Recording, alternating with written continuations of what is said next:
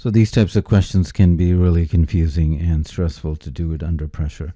So I'm going to divide this into 3 parts. These are the first 10 tests, and then the last 10 tests. And then if n is the total number, then in the middle you have n minus 20.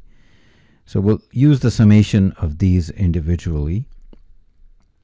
So the total sum for all n tests, so the average that we're referring to for all the tests would be S sub n, where I'm using this notation to be equal to the sum of all the n tests divided by n, the number of tests. So that's the average, because all of these increases are with reference to that.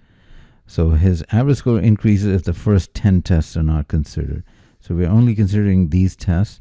So sum of these middle n minus 20 tests plus sum of the last 10 tests divided by n minus 10, because we're excluding those.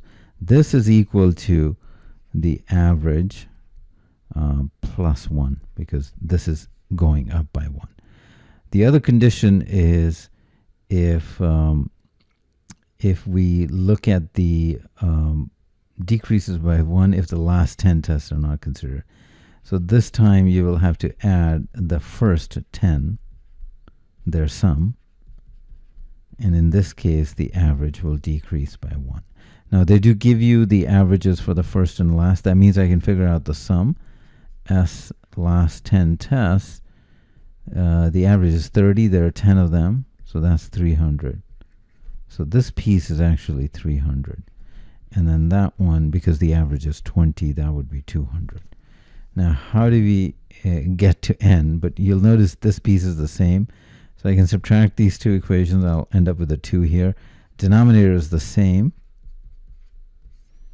And then when you subtract them, you'll see this piece is the same. That drops out, and we'll get a difference of 300 and 200.